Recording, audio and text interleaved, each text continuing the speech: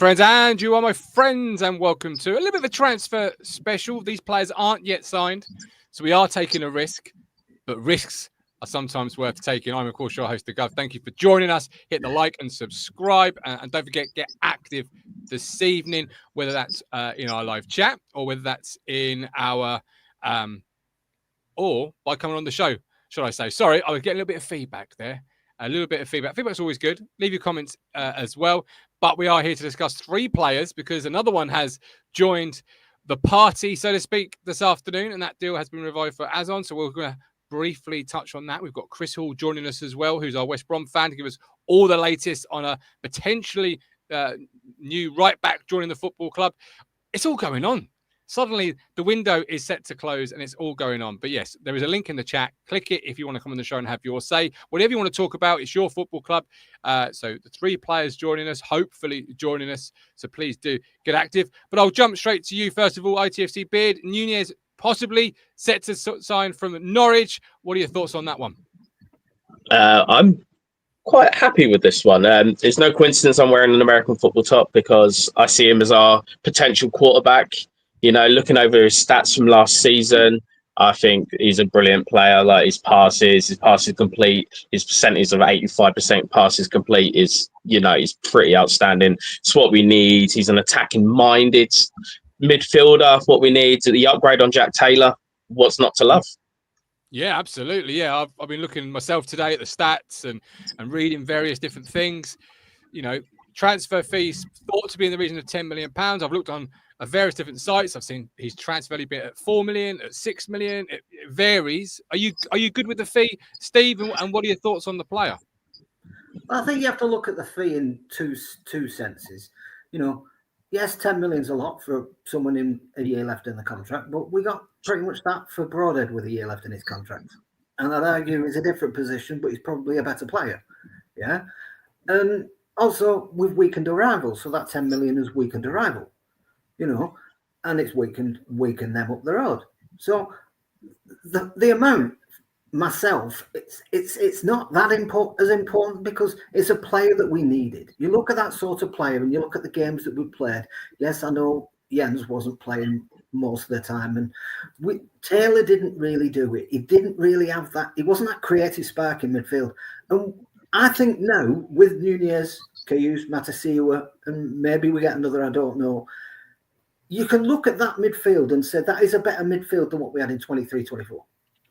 Just technically, it's a better midfield.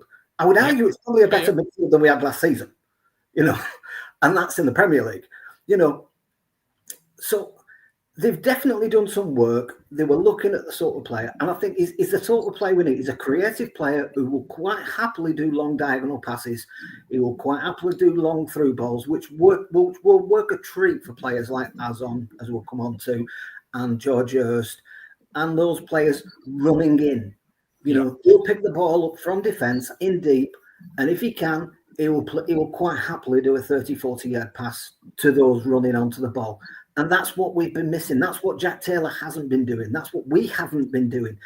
And it's very hard to turn around and say, yes, we haven't created many chances, but the key to us not creating chances is because the midfield hasn't been linking defence to attack. And if you don't link defence to attack, your only chance of getting any sort of chance is a defensive player playing a long ball to an attacker. You need that creative spark. And another thing that we do know about Nunes is he's one hell of a free kick taker. And, at the end of the day, we may have a poor free kick coach, but you can't, he's still a good... If any card's going to ruin his free kick taking, I think we'll do well. He's still a good free kick taker, so that's talent that that's already in there. You can't take that out. It's definitely an upgrade. If we can get these players over the line, which we hope we can, But can he take a penalty? Well, that's the question. But you've got to win the penalties first of all, is to take a penalty. And Beard, you've drilled into the stats and researched a little bit. What sort of players are you going to be coming to Portman Road? You said an upgrade on Jack Taylor. So obviously you have to go, the obvious. He is made of biscuits. So if we can keep him fit, I think it's going to be okay. He played over 32 games last season. He got 2,256 minutes. so that's not too bad. His crossing, it's 130 over the season with a success rate of 28%. So he does do a lot of crossing. I think the ground duels is where he's, is mostly strong. And I think one of his underrated attributes is actually not scared to get back and help. With duels, ground duels, over 263 over the season, 121 in defence. So that's pretty good. 33 clearances, 54 key passes throughout the season. That's an upgrade to what we got. I think everything you need on a player that we need in that position is there. And, the added bonus, he's coming from that side to us. And if he replicates the success and gets a winner against them, every penny of the 10 mil is worth, in my opinion.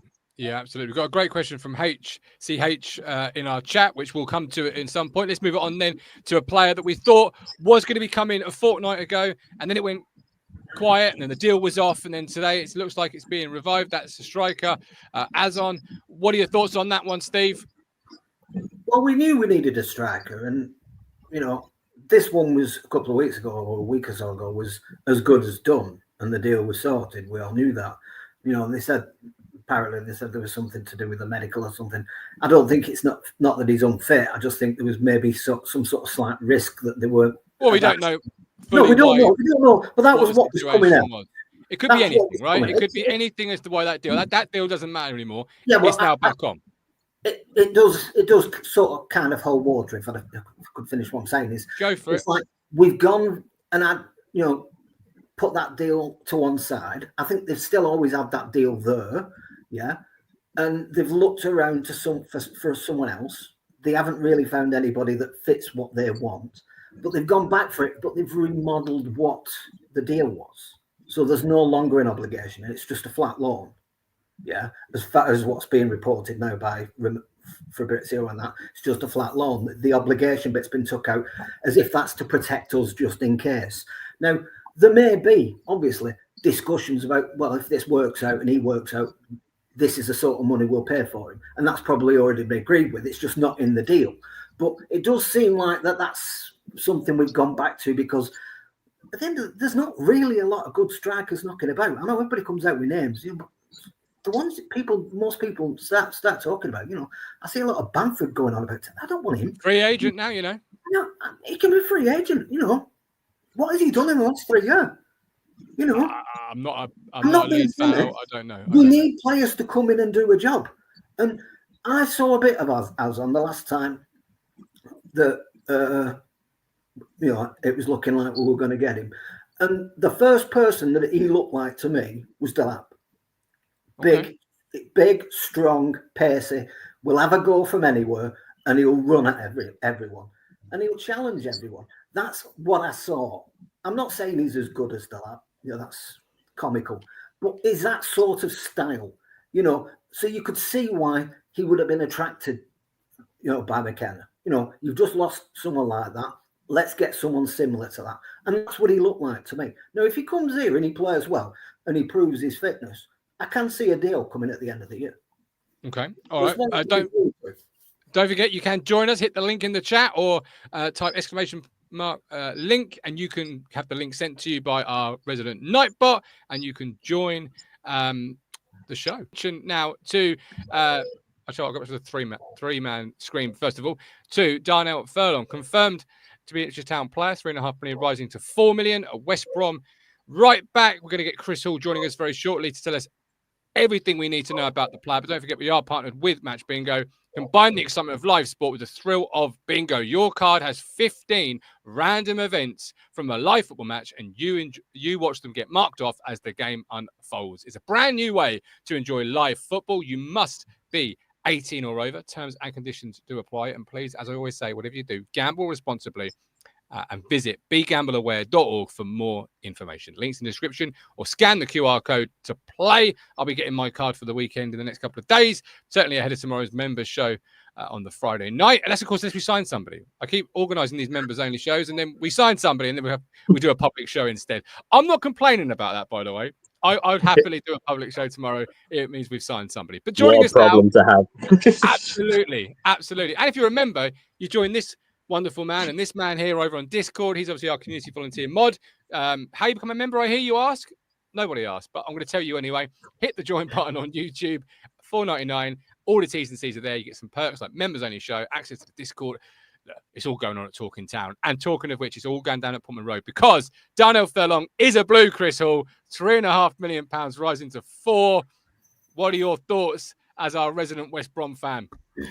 My initial thoughts are, you guys do know there's other clubs you can buy players from, yeah? We have one agent and he's at your club. Yeah, well, I've got to be honest, on this occasion, I'm not necessarily sure how many favours he's done you. But we shall see on that one. But look, in terms of, from our perspective, I think most of the Albion fans are really, really quite happy with this deal. I think 3.5 million rising to 4 is a lot more than I ever thought that we would get for a guy who in 2 months is 30. It gets one of our best paid players off the wage bill. We gave him a new contract in September of last year. So he was extremely well paid. It helps us out in that regard. And I was chuckling a little bit when your previous guest mentioned he'll bring a bit of leadership, because he was, let's just say he had accusations leveled at him about absolutely chucking it in over the Easter weekend in order to try and get, not really playing for Tony Mowbray, shall we say. So I don't know. I don't know if you'd be relying on Darnell Furlong's leadership skills anytime soon. Because wasn't he your captain? I mean, what does that mean nowadays? It means he's a leader, Chris. It means he's a leader. First of all, he's not the club captain. Jed Wallace is, but Jed doesn't start. He's worn the armband on the pitch 2-3 times this season. It doesn't really mean that much. How many times you worn it, Chris? How many times you worn it? Hey, I'd wear it proudly, and I'd wear it probably better than Darnell did. Look, in terms of the positives, what have you got from him? You've got the biggest long throw in the division, that's for sure. I mean, it's an absolute boomer of a long throw. It's like it leaves his arms like a rocket. It's weird. He gets this sort of flat trajectory on it. It doesn't loop like most people's long throws do. He sort of booms it just really, really long and flat. He's also quite good on the ball, although he's looked really dodgy at the start of this season. But usually his sort of progressive passing through, he can pick that pass between a fullback and a centre half really well. He used to play in Tom Fellows regularly. That was a regular link up. He's amazing in the air. He sort of belies his height a little bit. He's got a leap that is absolutely phenomenal. He's one of the best fullbacks in the division.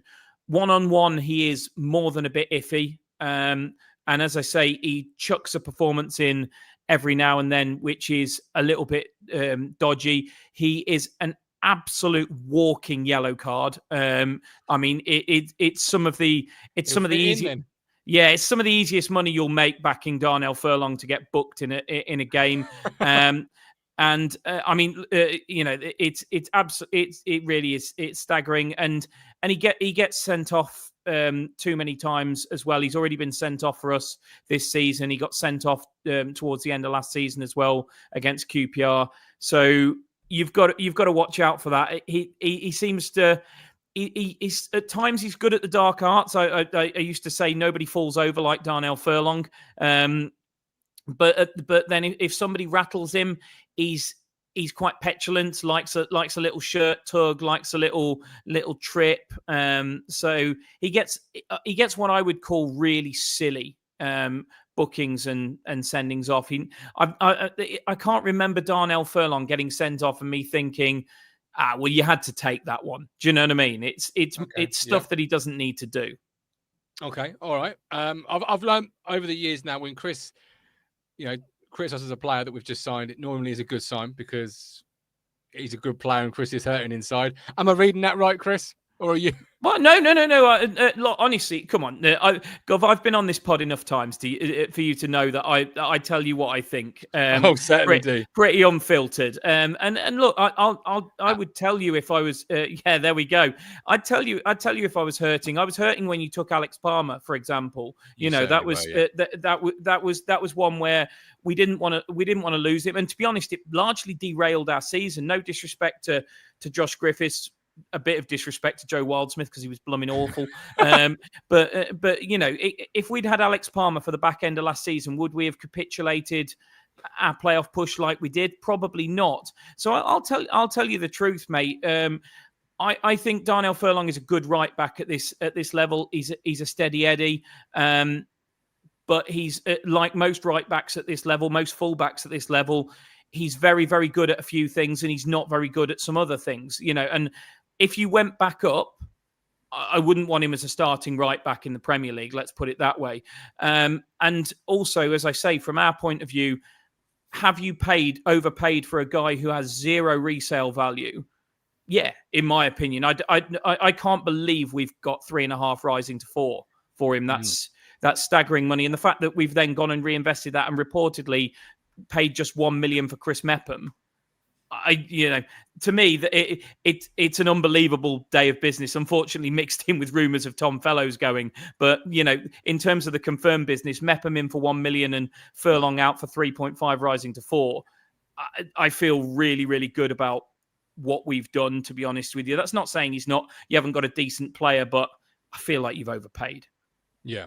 Okay, no, that's fair. That's absolutely fair. Someone in our chat says because they're not an Alex Palmer fan, it says, "Do you want Palmer back?"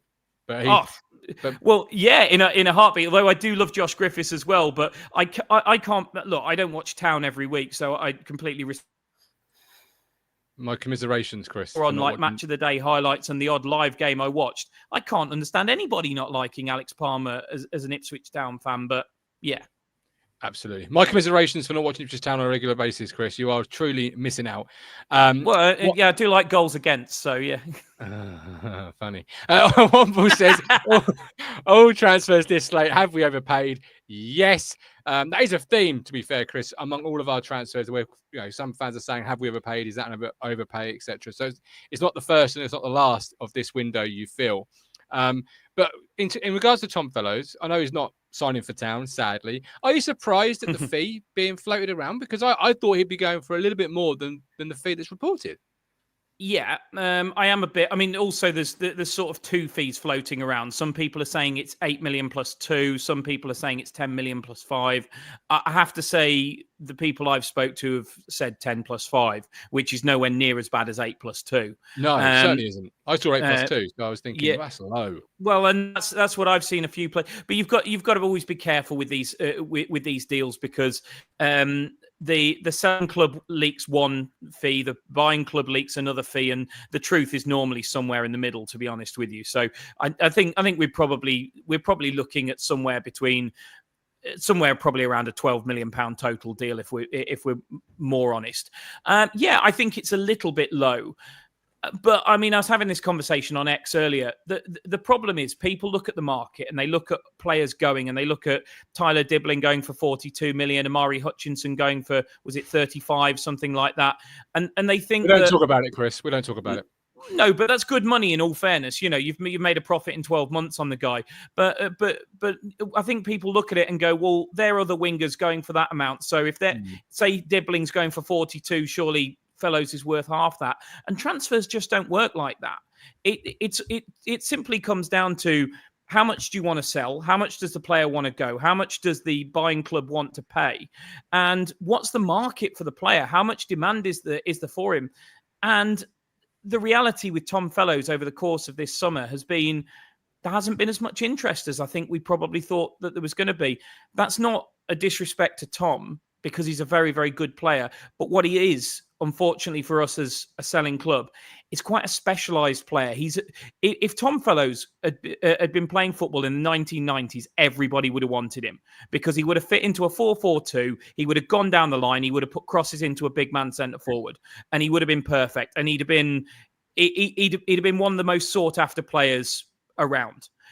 unfortunately, now everybody plays with these inverted wingers that they like to have coming in on their stronger foot and shooting, a bit like Hutchinson, a bit like Dibbling, beating players on the inside. And Tom doesn't do that. He doesn't ever do that. He goes on the outside and clips crosses in. And it's not really what Premier League clubs are looking for. And it's shrunk the market for him, which is why the money's not there. An old-fashioned winger is very, very much so. Like I say, he's a throwback to what I used to watch when I started watching football in the 90s, and United were dominating the league, and it was Kanchelskis on one side and Giggs on the other, and they'd go on the outside, and when football was better, you remember. Absolutely, yes, absolutely. Beard, Steve, any questions about Darnell Furlong to Chris before I let him go? Yeah, there was one thing I was wanting to mention. Darnell Furlong had his best time on the Corberan, didn't he? Though. Yeah, really. Yeah, I would say so. That was when he was playing his best. I don't think he's coming. Like I said, I've had arguments on social media today. I don't think he's coming in as a first choice starter. When you've got Ashley Young coming in and we're paying him a bloody fortune. Yeah, I know he's old. Yeah, but he can still play. He is still top quality at playing. I know we've not seen him much, but when he has played, he's changed the game. I would argue he will play first before Furlong. He could come in as a backup. I think he's played left back as well, so he could cover there as well. I know it's not his game. He prefers right back, but I think he's also played left back as well, so he could probably cover there. So I think he'd be useful, as with us having Townsend out at the moment, a backup fullback on both sides. That's the way I wouldn't play Furlong on the left particularly. I think what it is, I think probably McKenna is more looking at it as having options, because look, you're right. You've obviously got Ben Johnson, you've got Ashley Young, you've got Darnell Furlong. Now, I've not watched loads and loads of Johnson. Obviously, I've watched tons of Ashley Young over the years. Everybody has. What I can safely say is all three of them are pretty different types of fullbacks. And I think you're going to play different fullbacks depending on different games. For example, away at Millwall, you'd absolutely want Darnell Furlong in there because the guy is unbelievable in the air. And, when you've got those back post runs happening and you've got set pieces booming into the box and all this sort of thing, you're going to want Furlong in there. Also, if you come up against a side that is quite small in stature, particularly with their back four, you'll want those Furlong long throws into the box. So I think Furlong will probably be used more than you think he is. I'll be interested to see what happens because it's a strange one for me. I didn't necessarily get the feeling that we were actively trying to move Darnell Furlong on. I feel like this is a bit similar to what it was last season, where the Connor Townsend thing came up and it was an opportunity for us to move on a reasonably well-paid and a player pushing 30 for a fee that we probably didn't think we were going to get. And I think that's kind of why we've jumped to it. It's probably why it's happened so quickly as well. Yeah. Because, if this had been in the works, we wouldn't want this to happen on a Thursday night before we've got Stoke on a Saturday, especially when we've got no other senior standard right back. George Campbell can play there, but he's a centre-half, really not a right-back. This feels like a transfer that Town have come in and Albion have gone, that's just too good to turn down. We weren't thinking of doing it. But from Darnell Furlong's point of view, he's on a good contract at Albion. He probably is going to be on a bit more money at Town, but he was one of our better paid players, so how much more I'd question. Obviously, there'll be two numbers in his contract, one for this division, one for the Premier League. So he's thinking, well, if Town go up, I'd probably get double bubble on my money, which is obviously a gamble worth taking. And he's probably got more chance, no disrespect to us, but he probably has got more chance of that with Town than us. So that's probably one gamble. But nonetheless, if you're Darnell Furlong, if you're being told, you've got to sit behind Ashley Young and maybe Johnson all season, do you even want to do that at your age, or is he just looking at this as his last big contract? I would be surprised if he is, and if he's happy with that, because Darnell Furlong has been ridiculously regular for us in terms of appearances for years and years now. We haven't had a backup right back for a very, very long time, and Furlong has just played practically every game. To go from that to not playing, I just wouldn't. It wouldn't seem like it's something that he'd want to do. So I think you probably might be a bit surprised at how much he plays, and also how you, because that long throw. Maybe I was slightly underestimating it. Maybe you're right. He's being brought into like horses for courses sort of thing, But I don't think he's coming in to be that main man. You know what I mean? I don't think that's what he's come in for, to do a job. Yeah. And at the moment, it looks like all the right backs we have are there to do a job. Apart from Johnson, I'm not quite sure what his is. Yeah. I can understand what Young's is. I know what Darnell Furlong is. He's a big, powerful lad, and he's a good header of the ball. Pretty much what Kipre is. I know what their jobs are. And there will be games like when we had Edmondson and we played him against Hull. There will be games when McKenna just says, "This is the sort of game I need you in there for." So I can understand that, and I can see that sort of thing. But I think we've got 3. I don't think we need 3. I think something's going to have to move. And I see that, but what I would say, and look, again, I watched the full 90 minutes of you guys against Blues, and you were quite toothless in that game. You didn't really have ways of getting the ball into the box. Furlong solves that problem for you, because literally any time you get a throw in inside the opposition half, he can reach the 6-yard box. And it sounds mad to be talking up a player's main strength as his long throw, but I can't emphasize to you how many chances it's created for us. And if you are struggling in a game and you've got Furlong either sitting on the bench or in the starting 11, it just solves a problem for you. Teams actually start getting scared about putting the ball out for throws. Russell Martin moved the bloody advertising boards nearer to the pitch to try and stop him during the playoffs. That was how scared they were of Furlong's long throw. That multiple teams have done that, moved the ad boards closer to the pitch. It is a real point of fear for teams. And I think, look, when you're playing well and you're playing through midfield and the wingers are at it and everything, this guy booming long balls, throws into the box. But if you're in a bit of a sticky game where it's nip and tuck and it's not really happening for you and you haven't had a shot and you haven't had a shot on target or whatever, he solves a problem for you in a really big way. Absolutely. Chris, we really appreciate you coming on and joining us. It's a real pleasure, as always. It's always good having you on the show, as the chat are agreeing. The most opinionated man in world football. And there you go. You've had his opinion. Chris, have a great evening. Thank you so much. My pleasure, guys. All the best. And we'll just jump back and discuss the transfer business so far. So Nunes not quite in the door. Furlong confirmed. Azon deal revived, looking like that's a possibility. If we live in the world that all 3 are confirmed in the next 24 hours, window closes ever so soon. Are you still shopping, or are you now feet up, beer in hand, beard, thinking job done? I kind of want to reassure the fans on why I think we brought Darnell Furlong in from the stats alone. He's old, but 42 games played last season, 42 starts, average of 3,700 minutes played. That's an average 88 minutes a game. And Chris said he gets a lot of yellow cards. He got 9 yellow cards last season, only 1 red. That's 13 clean sheets, 31 interceptions, 256 ground balls, duels won. He won 132 duels in the air. He only got dribbled past 13 times, 141 clearances from the box, 15 shots blocked.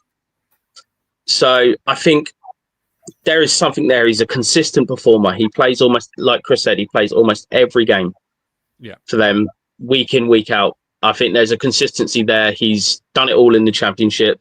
He played, 35 games in the Premier League with them? Yes. So I think there is more of a player there than, Chris Doom and Gloom eyes were looking at. I think there is something that McKenna wanted in that player. not just a long throw. We thought we were getting a Delap throw, but we got a Furlong throw. So I think there is something there that we're going to bring in a consistency that we've been lacking back there. He can play higher up on the pitch as well, not too high, but he has been known to get up top and cross balls in. Okay. What I think has happened is, and I don't know whether this has played a role, but the last 3 games, we have struggled. And with someone like Furlong in there who could have added something extra, something different, which we obviously didn't show that we had, I think that might have gone, well, we might need something like that throughout the season. Something who can do something a little bit different. Same with Nunes. He's something who could do something a little bit different, whether it's a quality ball, whether it's a free kick. He's gone to Furlong and gone, well, he can give us a long throw if we need to. We've effectively got a corner now from virtually anywhere in their half.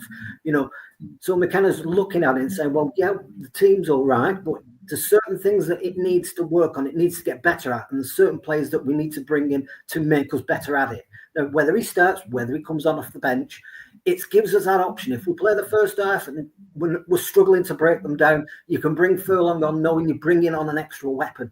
And the way they're set up has to change. So I like the signing, I really do. I wasn't discrediting the lad by saying I don't think he's coming in to be a starter. I think he's coming in to do a job.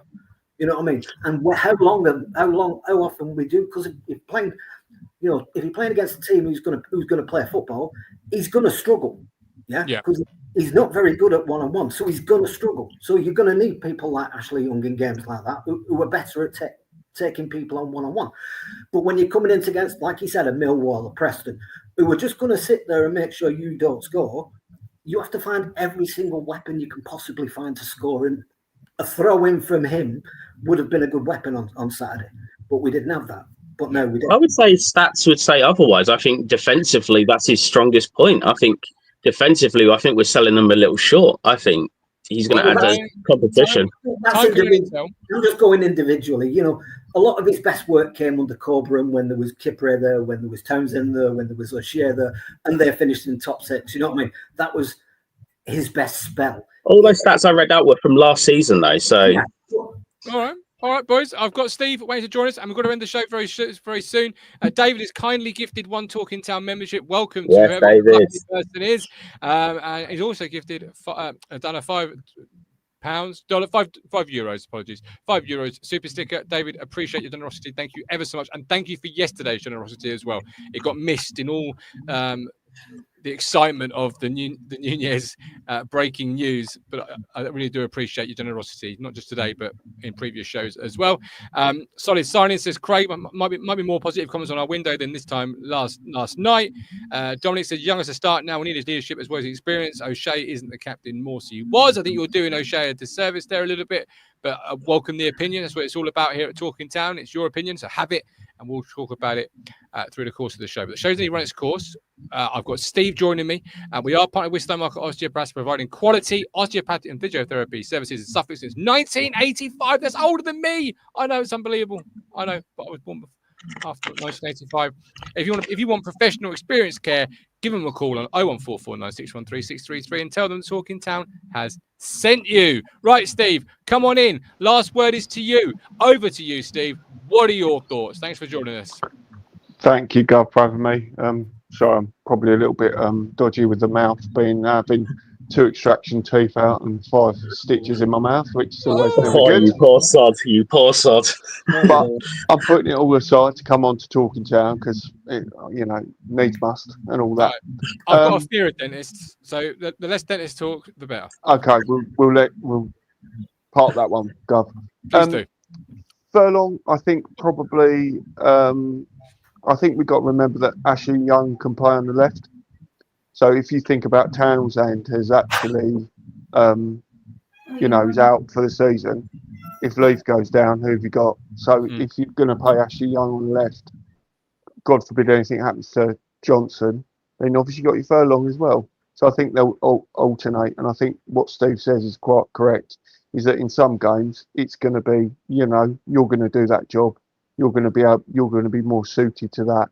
I think it's just a bonus that he's played quite a lot of games for West Brom, and actually he's been a solid starter for them. So he's going to hit the ground running. is exactly what we need. We don't need anybody that needs to come on and then obviously work their way into and this, that, and the other. And I think, you know, there's a lot of talk on the Discord about Johnson going somewhere. I don't see it unless there's something that we don't know about. Unless Johnson's got a long-term injury we don't know about or anything like that. I think that them two will work very well together. And I think you'll see Young go on the left if obviously Leaf struggles or if there's any issues with Leaf or things like that. I think we need to look at the whole picture.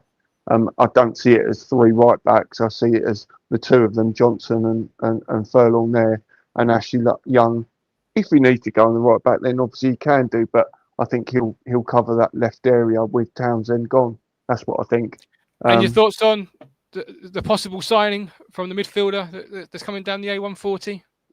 Well, yeah, they've got the knickers in the twist, haven't they? Up the end of the road, haven't they? Just a little bit, yeah. Just a little bit. Just a tad. I've seen some things today. Yeah.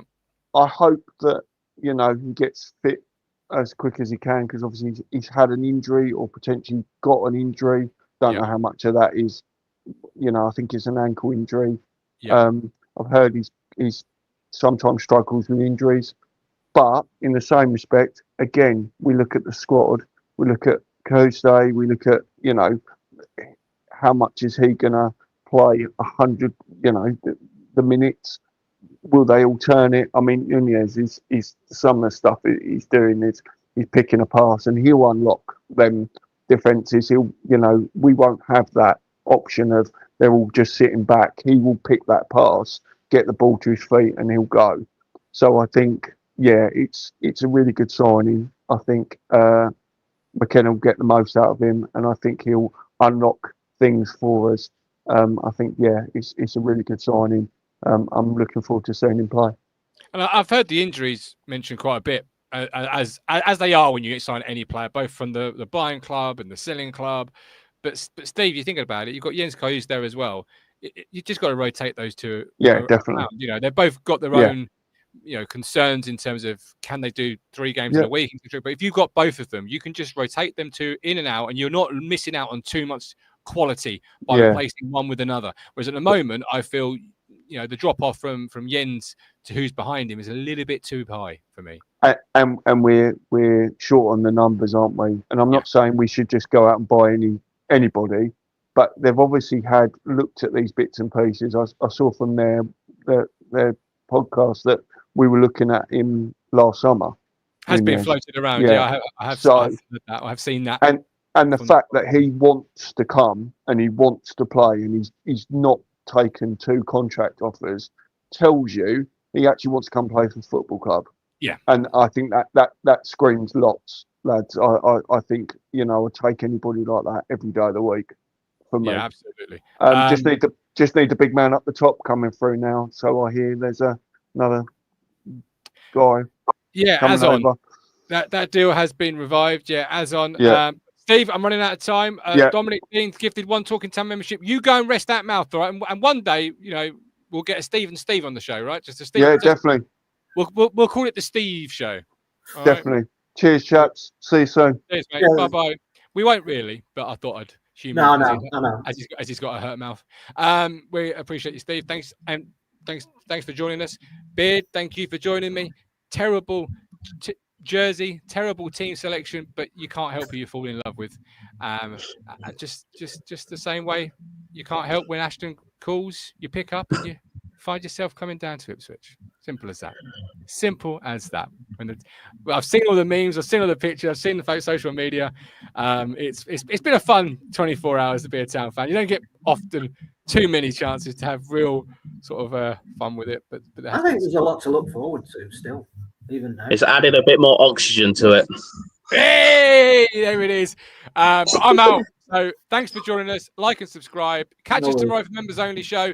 And if you are the lucky recipient of Dominic Dean's 1 gifted membership or Davies 1 gifted membership, you're going over to Discord where Beard is our volunteer community mod, and he'll guide you through the process of the ins and the outs of Discord. All right. But until next time, take care. God bless. All the best. You make me smile when I think of you. If I get down, knowing how you blue, I can't get enough. Oh, end. You clearly like what you saw. So hit here to subscribe, here for more.